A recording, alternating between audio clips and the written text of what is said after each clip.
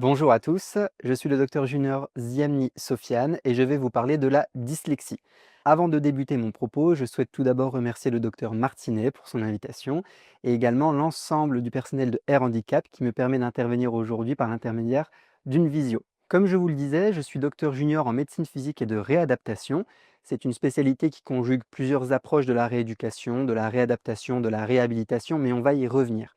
Il est vrai qu'actuellement, en 2025, la rééducation neuropsychologique, donc des enfants dyslexiques, ne fait pas partie des pratiques courantes du médecin MPR. Or, par l'intermédiaire du centre de rééducation de Bregille, qui dispose d'un agrément pour la rééducation pédiatrique, et par l'intermédiaire du CHU de Besançon, nous avons rédigé avec le docteur Bévalo une revue de la littérature dans laquelle nous nous sommes intéressés aux différentes modalités de rééducation, de réadaptation et de réhabilitation des enfants dyslexiques. Nous avons également réalisé un protocole mêlant rééducation classique et rééducation intensive pour essayer d'améliorer les performances de lecture des enfants dyslexiques. Nous allons y revenir durant cette intervention, mais voici apparaître à l'écran le plan de cette visio. Le plan qui apparaît à l'écran vous permet de voir que nous allons tout d'abord nous focaliser sur quelques rappels physiopathologiques et cliniques, quitte à enfoncer quelques portes ouvertes, mais je souhaite quand même débuter par ces petits rappels. Nous allons également voir quelques perspectives de prise en charge, actuelles et futures, puis nous allons conclure. Le DSM-5, donc le manuel des désordres psychiatriques, et la CIM-11, la classification internationale des maladies dans son 11e volet, nous donnent des définitions précises de la dyslexie. Nous avons donc plusieurs critères que vous voyez à l'écran qui nous permettent de déterminer avec précision et de poser un diagnostic de dyslexie. Comme je l'ai énoncé en préambule, la première chose qu'il faut avoir en tête, c'est que la dyslexie correspond à un trouble d'acquisition du langage avec trouble du langage écrit. Le DSM-5 et la CIM-11 mentionnent que ce trouble doit être persistant. Le DSM-5 mentionne une durée de 6 mois, la CIM-11 ne mentionne pas de durée de temps. Néanmoins, le critère qui est vraiment important à retenir, c'est la persistance du trouble dans le temps. Par ailleurs, il n'y a pas véritablement d'âge qui nous permette de déterminer le diagnostic de dyslexie. Le DSM-5 et la CIM-11 mentionnent tous deux un début des symptômes autour de l'acquisition de la lecture, à savoir l'âge élémentaire. Avec ces deux précisions, nous pouvons déterminer que l'âge de début des symptômes est d'environ 6 à 8 ans, l'âge scolaire à partir duquel la lecture commence à être acquise. Par ailleurs, tous ces symptômes doivent débuter en dehors de tout trouble neurologique, qu'il soit auditif, sensoriel, visuel, attentionnel. Globalement, ce qu'il faut que vous reteniez, c'est que des désordres neurologiques qui peuvent impliquer ou provoquer un trouble du langage, il en existe énormément. Par exemple, des accidents vasculaires cérébraux, éventuellement des troubles avec déficit de l'attention, avec ou sans hyperactivité. Tous ces désordres et toutes ces pathologies que l'on peut retrouver chez l'enfant peuvent provoquer des troubles du langage, oraux, écrits, et donc si vous avez un trouble du langage écrit qui survient durant cette pathologie, nous n'aurons pas un diagnostic de dyslexie, mais nous aurons vraiment un diagnostic de trouble du langage écrit associé à une pathologie neurologique. Comme je vous le disais, il existe différents tests qui nous permettent de diagnostiquer une dyslexie. Vraiment, il s'agit d'un diagnostic médical. Donc nous avons différentes batteries normées, par exemple l'Alouette que j'ai utilisée personnellement dans le cadre de ma thèse, qui nous permettent de poser véritablement un diagnostic de dyslexie. Pour ce faire, nous avons deux critères. Soit un critère de retard d'âge de lecture comparativement à l'âge chronologique, soit éventuellement une différence en écart type comparativement aux capacités de lecture pour des enfants du même âge. Je vais vous illustrer mon propos à travers deux exemples. Le premier exemple, si vous avez un enfant de 9 ans, d'âge chronologique, qui a un âge de lecture de 7 ans, sur les différents tests normés que vous lui ferez passer, il y aura un retard d'âge de lecture de plus de 18 mois, et c'est ce retard de 18 mois qui vous permet de déterminer une dyslexie. Quand on parle en écart type, le seuil qui est retenu est de 1,5 écart type. Donc, si vous avez un seuil qu'on va définir pour une population prédéfinie d'un âge certain, différent de moins 1,5 écart type par rapport à l'enfant que vous testez actuellement, vous pourrez poser le diagnostic de dyslexie. Pour être plus précis dans ces notions d'écart type, il faut vous dire que vous allez faire passer un test, encore une fois par exemple l'Alouette à des enfants que vous voulez diagnostiquer, donc à qui vous voulez faire prouver l'authentification d'une dyslexie, et vous allez avoir un score sur cette échelle Alouette. Et pour mettre en évidence une dyslexie, il faut que ce score soit 1,5 fois inférieur comparativement aux normes d'une population du même âge. Vous vous demandez peut-être pourquoi me suis-je intéressé personnellement à la dyslexie? Eh bien tout simplement parce que comme vous le voyez apparaître à l'écran, la dyslexie est un véritable problème de santé publique en France. Selon moi, le fait que la prévalence de la dyslexie, donc le nombre de personnes atteintes par la population française, soit de 6%, c'est un véritable drame. Pourquoi? Tout simplement parce que malheureusement, ces enfants dyslexiques ne disposent pas aujourd'hui des moyens de compensation, de rééducation, voire d'adaptation de l'environnement qui leur permettraient d'avoir une vie socio-professionnelle épanouie. C'est donc la raison pour laquelle le docteur Bévalo et moi-même nous sommes intéressés à la rééducation de l'enfant dyslexique. Comment pourrions-nous améliorer la rééducation? Par quel type de modalité? Ou éventuellement par quel type de programme? Est-ce que nous ne pourrions pas mettre en place des moyens de compensation de cette dyslexie?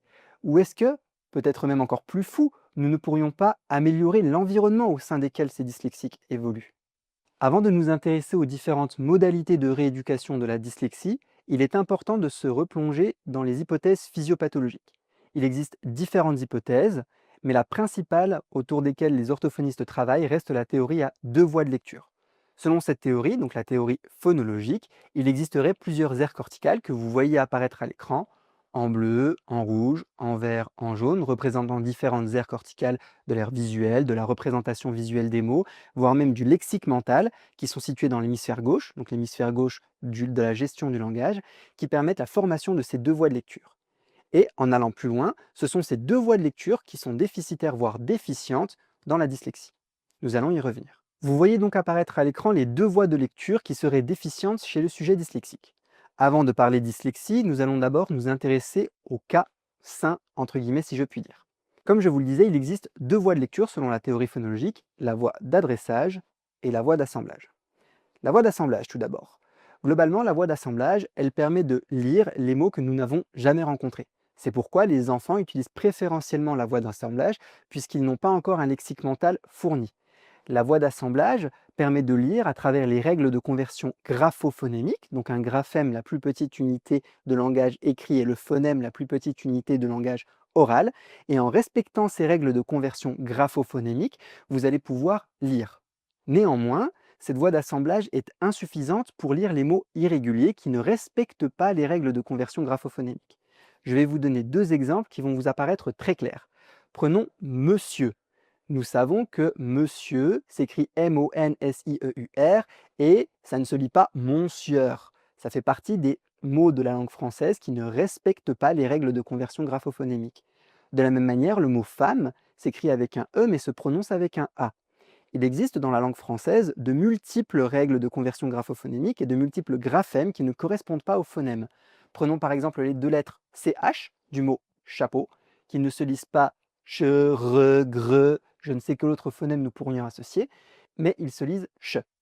De la même manière, le graphème EAU a un phonème associé O. Et donc, lecteur inexpérimenté va utiliser la voie d'assemblage pour essayer de lire le mot chapeau. J'ai essayé de le ségréguer pour que ce soit plus clair pour vous, mais encore une fois, cette voie d'assemblage permet habituellement la lecture des lecteurs inexpérimentés. Via la voie d'adressage, cette fois-ci, vous allez lire beaucoup plus rapidement des mots que vous avez déjà enregistrés dans votre lexique mental. Si vous vous souvenez, l'aire du lexique mental fait partie, au sein de l'hémisphère gauche, des aires corticales impliquées dans la formation des voies de lecture selon la théorie phonologique. Et donc, via la voie d'adressage, vous allez lire très rapidement des mots que vous avez encore une fois emmagasinés dans votre lexique mental. C'est pourquoi, lorsque nous allons un petit peu plus loin dans ce raisonnement, vous comprenez facilement et aisément qu'un lecteur habile, adulte, va lire très rapidement un texte en n'utilisant que la voie d'adressage, surtout s'il a un lexique mental fourni. A l'inverse, lorsque la voie d'assemblage est déficiente, l'enfant aura des difficultés à enrichir son lexique mental puisqu'il ne pourra pas respecter les règles de conversion graphophonémique de mots qu'il rencontrera habituellement lors de la lecture. Il est important également de comprendre que lorsque les deux voies sont déficientes, cela donne des troubles du langage écrit très sévères. Comme je vous le disais, nous nous sommes posé de nombreuses questions. Comment pourrions-nous, à travers la rééducation, améliorer le quotidien des enfants dyslexiques?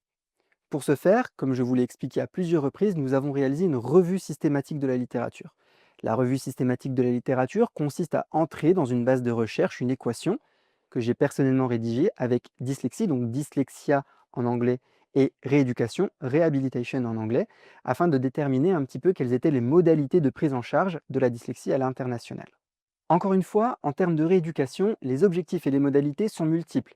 Améliorer les processus visuo-attentionnels, améliorer les processus phonologiques, composer avec l'adhésion du parent, composée avec l'adhésion des enfants et parfois même l'avis des professeurs qui ne sont pas ravis de voir que les enfants loupent une certaine quantité d'heures scolaires au détriment de la rééducation en orthophonie.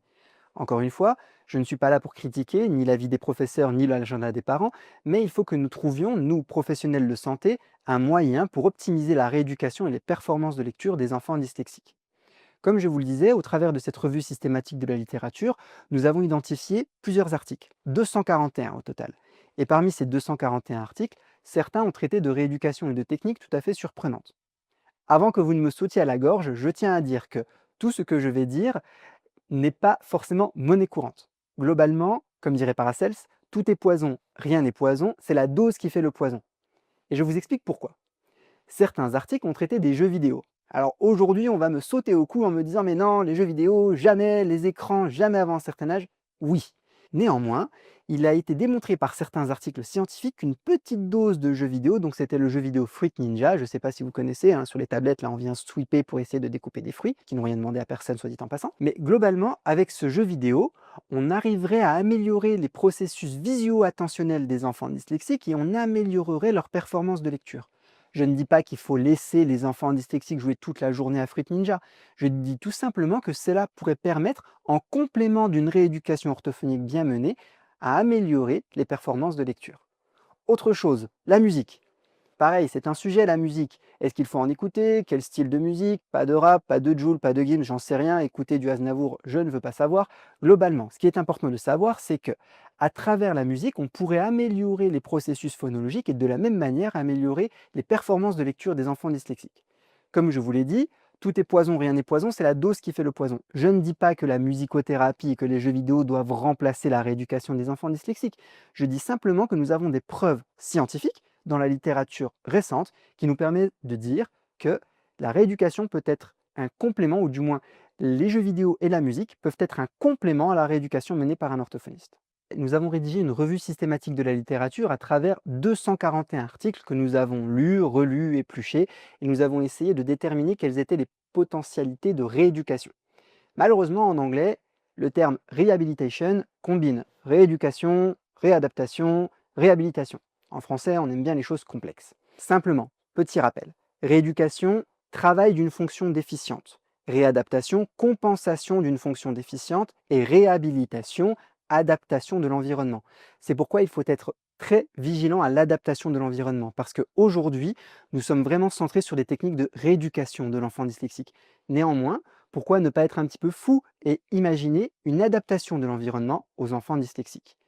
Comme je vous le disais, nous nous sommes centrés sur la rééducation, réadaptation, réhabilitation. Et cela me permet de faire une transition à travers un ami que j'ai connu durant mes années universitaires qui a inventé un processus que je trouve formidable, le procédé EasyLex. EasyLex, qu'est-ce que c'est? EasyLex, c'est une plateforme internet qui permet aux enfants et aux adultes dyslexiques de scanner une information, une page, qui va être analysée par le dispositif afin d'avoir une mise en page adaptée à la lecture du sujet dyslexique. Je trouve son idée exceptionnelle. En effet, il ne travaille non pas sur les capacités de lecture des enfants dyslexiques, mais il s'est posé la question de comment modifier l'environnement pour améliorer le quotidien des sujets dyslexiques. Il le dit lui-même. EasyLex est au sujet dyslexique, ce que la canne est au sujet hémiplégique. Il ne s'agit pas d'une amélioration des performances de lecture, il s'agit vraiment d'un outil d'appui pour les sujets dyslexiques. De la même manière, le clavier Lexidis, qui a également été inventé par un enfant dyslexique, permet une amélioration de la reconnaissance des lettres et des symboles sur un clavier qui dispose de couleurs. Pendant cette revue systématique de la littérature, j'ai également trouvé des articles un petit peu plus cocasses. De la même manière, ne me sautez pas à la gorge s'il vous plaît, car cet article traite de l'intelligence artificielle. J'en vois déjà bondir sur leur siège alors que je ne suis même pas présent parmi vous aujourd'hui, qui vont me dire mais pourquoi utiliser l'intelligence artificielle? Cette étude a été menée au Moyen-Orient, aux Émirats arabes unis, et elle montre qu'en dispensant les cours aux enfants dyslexiques par l'intermédiaire de l'intelligence artificielle et non pas de professeurs qu'on pourrait qualifier de habituels, on améliorerait les capacités des enfants dyslexiques, les capacités scolaires. Donc globalement, je pense personnellement que nous pourrions utiliser l'intégralité de nos ressources, de nos outils que nous avons actuellement, encore une fois pour soit compenser, soit éventuellement améliorer les capacités et le quotidien des enfants dyslexiques. Maintenant que les techniques un petit peu plus inhabituelles ont été traitées, nous allons travailler de manière un petit peu plus sérieuse. J'ai terminé ma revue systématique de la littérature il y a maintenant 2 ans lorsque j'ai passé ma thèse, mais pour vous, j'ai essayé d'enrichir un petit peu cette revue systématique. Globalement, des articles récents traitent de la stimulation transcrânienne qui améliorerait les performances de lecture des enfants dyslexiques. Comme je vous le disais, dans cette étude, les auteurs ont réalisé une stimulation transcrânienne qui correspond simplement à une série de courtes stimulations magnétiques qui permet de stimuler les cellules nerveuses du système nerveux central. Autre chose que je trouve très intéressante, et je sais que de la même manière vous allez encore une fois me sauter à la gorge, mais c'est la téléréhabilitation. Pourquoi la téléréhabilitation pourrait être intéressante? Parce que selon moi, de la même manière, elle pourrait être un complément à la rééducation menée habituellement. Cette rééducation, aujourd'hui, elle est habituellement menée, encore une fois, dans un cabinet d'orthophonie, avec un enfant qui va réaliser un quart d'heure, 20 minutes, 35 minutes, 45 minutes, voire peut-être plus dans les régions qui sont le moins dotées en personnel de rééducation. Et malheureusement, ce temps n'est pas mis à partie pour autre chose, soit des activités extra et périscolaires, c'est ce que je vous ai dit en préambule. Je trouve ça un petit peu triste de savoir qu'un enfant dyslexique va passer ses mercredis après-midi chez l'orthophoniste alors qu'il pourrait être dehors à jouer au football ou être en train de faire du sport, peu importe, ou profiter peut-être avec ses parents. Je me pose la question de savoir comment nous pourrions optimiser ce temps pour les enfants dyslexiques. De la même manière, je pense que certains professeurs seront d'accord avec moi, si on limitait le temps de trajet, il y aurait peut-être aussi une certaine limite à l'absentéisme scolaire, même si aujourd'hui je sais que chacun d'entre nous fait du mieux pour limiter cet absentéisme, mais encore une fois, cela peut être un appui complémentaire à la rééducation classique. La téléréhabilitation, donc encore une fois, d'après cette étude, améliorerait les performances de lecture des enfants dyslexiques. Il s'agit d'une rééducation somme toute classique, réalisée par un orthophoniste. Donc l'orthophoniste se situe en face de l'enfant, mais cette fois-ci non pas derrière le bureau, mais derrière l'écran d'ordinateur, et il supervise la rééducation. L'enfant réalise les exercices qui sont proposés par l'orthophoniste, de la même manière adaptés à sa fatigue, adaptés à ses performances de lecture, et encore une fois, l'orthophoniste va adapter sa séance de rééducation en termes de temps, en termes de besoins, en termes d'exercice, tout ce que vous voulez, selon les besoins et selon les capacités de lecture de l'enfant. Comme je vous le disais, avec le docteur Bévalo, par l'intermédiaire du centre de rééducation de Brugy et du CHU de Besançon, nous nous sommes intéressés aux modalités de rééducation des enfants dyslexiques. Et je ne vous ai pas parlé de l'étude qui m'a donné envie de faire cette thèse. Ça a été une étude réalisée par une équipe suédoise qui s'est intéressée à la rééducation intensive des enfants dyslexiques. Aujourd'hui, quand on parle de rééducation intensive, il en existe une flopée d'études, notamment dans le domaine neuromoteur. Néanmoins, cette étude sur le sujet dyslexique reste quand même une des premières études presque précurseurs dans le domaine. Qu'est-ce qu'ils ont fait, ces auteurs? Ils ont simplement réalisé 2 groupes. Un groupe de sujets dyslexiques qui a bénéficié du protocole à l'essai, donc une rééducation intensive, et un groupe d'enfants dyslexiques qui n'a pas bénéficié de cette rééducation intensive. Et ils ont mis en évidence 2 choses que j'ai trouvées assez intéressantes. La première, c'est que la rééducation intensive, dans le groupe de sujets qui a bénéficié de cette rééducation, améliorerait les performances de lecture de ces sujets. Autre chose que j'ai trouvé géniale, c'est que comparativement aux autres essais, la rééducation intensive permettrait un maintien des performances de lecture dans le temps. Il est vrai aujourd'hui qu'une des difficultés auxquelles sont confrontés les orthophonistes, c'est la durée des performances de lecture dans le temps. En effet, malheureusement, lorsque l'enfant est rééduqué, les performances de lecture ne sont pas nécessairement stables. Si nous faisons un test à J+1 et à J+360, les performances de lecture à J+360 sont malheureusement très souvent en deçà de celles qu'elles étaient à J1 après la rééducation orthophonique si nous devons faire une pause de 360 jours dans l'exemple. Néanmoins, la rééducation intensive, toujours dans cette étude, aurait permis le maintien des performances de lecture à 1 an, donc à J+360. Et c'est là toute la force de la rééducation intensive dans cette étude, c'est non seulement l'amélioration des capacités de lecture, mais également leur maintien dans le temps. Et c'est ce pourquoi nous avons souhaité poursuivre les travaux effectués par cette équipe suédoise en réalisant l'étude Intense 10. Cette étude, menée comme je vous le disais au centre de rééducation de Brugy qui dispose de l'agrément pour la MPR pédiatrique en complément du CHU de Besançon, a été réalisée jusqu'en 2023 avec des inclusions qui ont essayé de déterminer si la rééducation intensive chez l'enfant dyslexique en France améliorerait les performances de lecture. Cette étude n'est malheureusement pas terminée du fait de difficultés de recrutement. Néanmoins, nous gardons espoir qu'à terme, cette étude pourra être finalisée afin de démontrer le bénéfice de la rééducation intensive chez l'enfant dyslexique en France. En conclusion, la dyslexie, comme je l'ai dit durant tout mon propos, correspond à un trouble de l'acquisition du langage avec trouble du langage écrit. Ce trouble apparaît généralement durant l'âge scolaire, d'après le DSM-5 et la CIM 11 qui nous ont donné des définitions plus ou moins précises. Par ailleurs, ce trouble doit être persistant dans le temps. Du fait de sa forte prévalence en France, environ 6%, nous avons estimé qu'il s'agissait d'un enjeu majeur de santé publique que de la prendre en charge correctement. En effet, la dyslexie est responsable d'importants impacts socio-professionnels. Imaginez des adultes dyslexiques qui ne peuvent pas être épanouis dans leur carrière socio-professionnelle du fait de difficultés de lecture. Selon moi, c'est inenvisageable.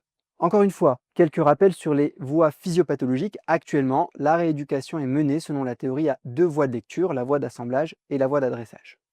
Aujourd'hui, nous avons une panoplie de possibilités pour prendre en charge les enfants dyslexiques, mais nous allons pouvoir utiliser l'étendue des possibilités, la musique, les jeux vidéo, éventuellement la télé-rééducation, et pourquoi pas même l'intelligence artificielle. Après tout, notre travail de professionnel de la santé est d'optimiser la prise en charge des enfants, voire même des adultes en devenir dyslexiques, afin de leur proposer d'avoir un avenir épanoui.